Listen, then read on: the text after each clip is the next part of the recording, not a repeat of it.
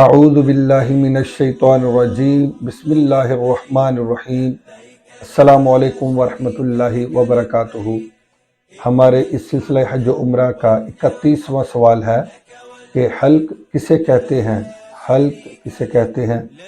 تو حج کرنے والے کے لیے رمی کر لینے کے بعد اور قربانی کر لینے کے بعد اور ایسے ہی عمرہ ادا کرنے والے کے لیے صفا و مروہ پر سعی کر لینے کے بعد پورے سر کو منڈوانا، یہ فعل حلق کہلاتا ہے۔ تمام سر کو منڈوانا یہ حلق ہے، اور حلق یہ تقصیر سے افضل ہے۔ ہمارے اس سلسلہ کا 32واں سوال ہے کہ تقصیر یا قصر کسے کہتے ہیں؟ تقصیر یا قصر کسے کہتے ہیں؟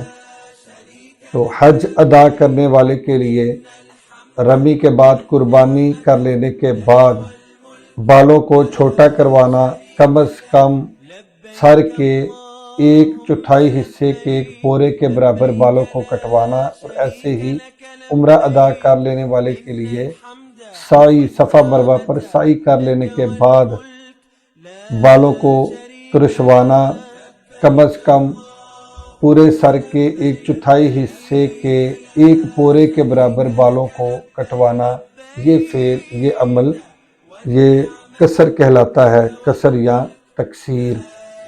آگے 33واں سوال ہے کہ کیا خواتین بھی حلق کروا سکتی ہیں؟ تو خواتین حلق نہیں کروا سکتی، خواتین حلق نہیں کروائیں گی بلکہ وہ قصر کروائیں گی، قصر کریں گی۔